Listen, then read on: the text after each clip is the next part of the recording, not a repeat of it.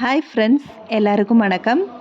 இந்த வீடியோவில் சமையல் ரெசிபியோட சின்னதாக கிச்சன் ஆர்கனைசர் ஐடியாவும் ஹோம் ஆர்கனைசர் ஆன்லைன் பர்ச்சேஸும் ஷேர் பண்ணியிருக்கேன். கண்டிப்பாக உங்களுக்கு இந்த வீடியோ ஏதாவது ஒரு சில விஷயத்துலையாவது யூஸ்ஃபுல்லாக இருக்கும் நம்புகிறேன். வீடியோக்குள்ளே போகிறதுக்கு முன்னாடி என்னோடய வீடியோ பார்த்துட்ருக்கவங்களுக்கும் என்ன இது வரைக்கும் சப்போர்ட் பண்ணவங்களுக்கும் ரொம்ப ரொம்ப நன்றி. இந்த வீடியோ கண்டிப்பாக உங்களுக்கு யூஸ்ஃபுல்லாக இருந்துச்சுன்னு நம்பினீங்கன்னா லைக் கொடுக்க மறந்துடாதீங்க. அதோட உங்கள் ஃப்ரெண்ட்ஸ் அண்ட் ஃபேமிலிக்கும் ஷேர் பண்ணுங்க. மறக்காமல் நம்ம சேனலையும் சப்ஸ்கிரைப் பண்ணுங்கள். பிரேக்ஃபாஸ்ட்டுக்கு சப்பாத்தி தான் ரெடி பண்ணுறேன். சப்பாத்திக்கு சூப்பரான காலிஃப்ளவர் கிரேவி ரெடி பண்ணுறேன். செம டேஸ்ட்டாக இருக்கும், ட்ரை பண்ணி பாருங்கள். இது சப்பாத்தி மட்டும் இல்லை, பூரி கூட ரொம்பவே நல்லாயிருக்கும். பரோட்டா கூட வச்சு சாப்பிட்லாம்.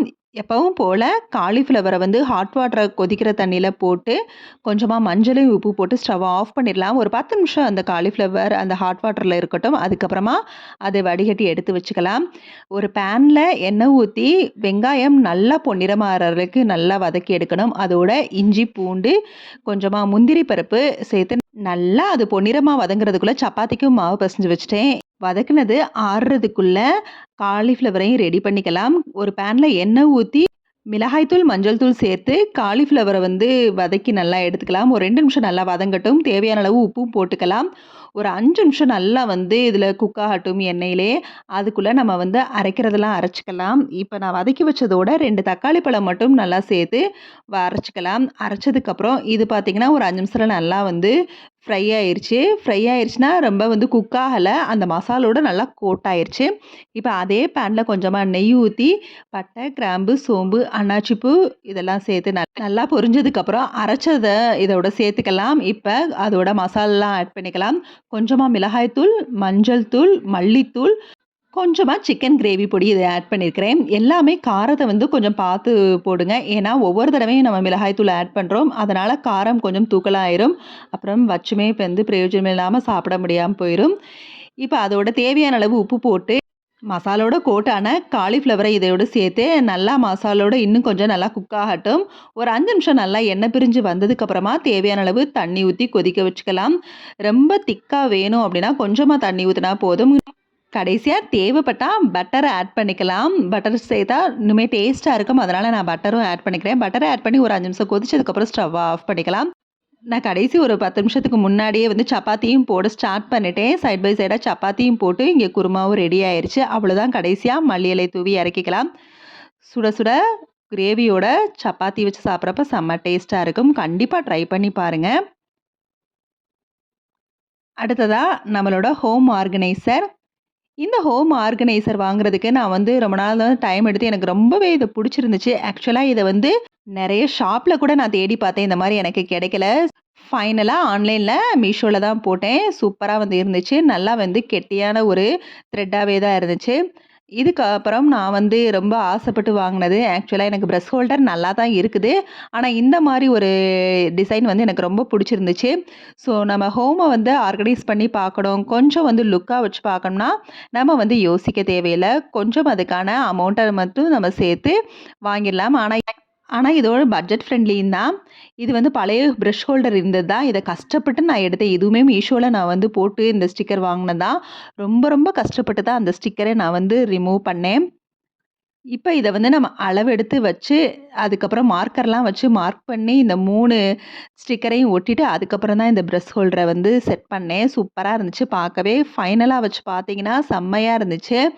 ஸோ பார்க்க அழகாக இருந்துச்சுன்னா நம்ம அதை வாங்குறதுல தப்பு இல்லைன்னு தான் நான் நினைக்கிறேன். ஆனால் எந்த ஒரு விஷயம் உடனே வாங்கணும் அப்படிங்கிறத திங்க் பண்ணுறதை விட்டுட்டு நம்ம தேவையானப்போ அதை வாங்கிக்கலாம். ஆனால் அதை வாங்குறத ஒரு மைண்ட்லேயே செட் பண்ணி வச்சு அதை நம்மளுக்கு தேவையானப்போ அதை நிறைவேற்றிக்கலாம் அப்படிங்கிற மாதிரி தான் நான் செய்வேன். எப்போவுமே கார்ட்டில் போட்டு வச்சுட்டே இருப்பேன். சூப்பராக இன்றைக்கி நான் நினச்ச மாதிரி அதை வாங்கிட்டேன். இந்த ப்ரஷ் ஹோல்டரில் 8 ப்ரஷ் வரைக்கும் ஹோல்ட் பண்ணலாம். அது மட்டும் இல்லாமல் மேலே நம்ம தேவையான இந்த ஷாம்பு டூத் பேஸ்ட் அப்படிங்கிற மாதிரி 4 பார்ட்டிஷனாக கொடுத்துருக்காங்க. அதை சூப்பராக இங்கே ஃபிக்ஸ் பண்ணிக்கலாம். பார்க்கவே ரொம்ப அழகாக இருந்துச்சு. நம்ம ஒவ்வொன்னையும் இந்த மாதிரி பார்த்து ஆர்கனைஸ் பண்ணி வைக்கிறப்ப, நம்ம அந்த இடம் வந்து நீட்டா வந்து மெயின்டெயின் ஆகுது. நான் அது ரீசென்ட் டேஸா தான் வந்து புரிஞ்சுக்கிட்டேன். இந்த மாதிரி சின்ன சின்ன ஆர்கனைஸ் பண்றப்ப நம்மளே அறியாம நம்மளுக்கு நெறைய ஐடியாஸும் கிடைக்கும். இப்பல்லாம் நம்ம மைண்ட்ல நாம வந்து என்ன செட் பண்ணி வச்சாலும், நம்ம அத உடனே ஆன்லைன்ல வந்து ட்ரை பண்ணி பார்த்தோம். டைப் பண்ணி பார்த்தாலே அது வந்து கிடைக்குது. அப்படி இல்லாத பட்சத்தில நம்மளாவே ஒரு ஆர்கனைசர் கூட அந்த மாரி ரெடி பண்ணலாம். அப்படிங்கிற மாதிரி தான் நான் இப்ப கிச்சனுக்கும் வந்து ஒண்ணு ரெடி பண்ணியிருக்கிறேன்.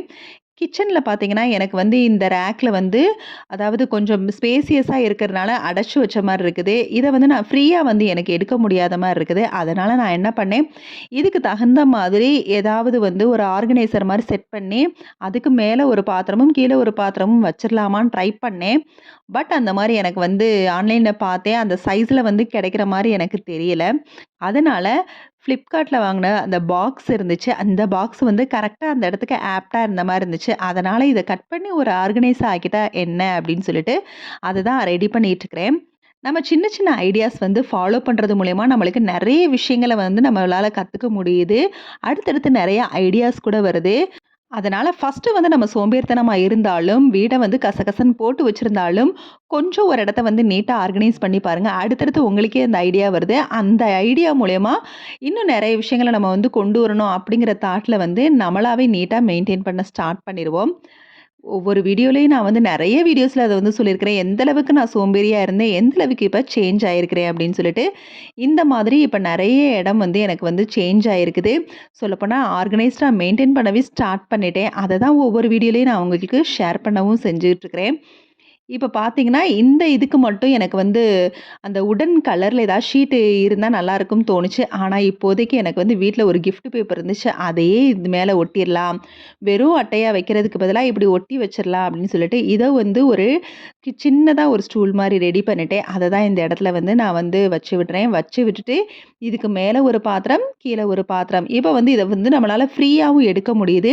நெறைய ஸ்பேஸ் இருக்கிற மாரி இருந்துச்சு. எனக்கு ரொம்பவே புடிச்சிருந்துச்சு. ஸோ இந்த மாதிரி ஐடியாஸ் மூலியமா நம்ம நெறைய செலவில்லாமலும் நெறைய விஷயங்கள வந்து ஆர்கனைஸ் பண்ணலாம்.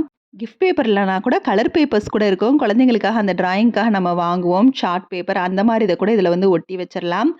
ஸோ இந்த மாதிரி நெறைய விஷயங்கள நம்ம வந்து யோசிக்க யோசிக்க நெறைய ஐடியாஸ் கிடைக்கும். சின்ன ஐடியா தானே நெனச்சு அத வந்து ஈஸியா வந்து விட்டுறாம, அது மூலியமா நம்ம செஞ்சு பார்க்குறப்ப இன்னும் நெறைய ஐடியாஸ் கிடைக்கும்.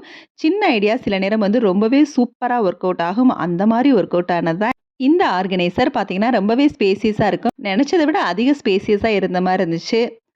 ஸோ கண்டிப்பா இது வந்து உங்களுக்கு யூஸ்ஃபுல்லா இருக்கும் நம்புறேன். பாய்.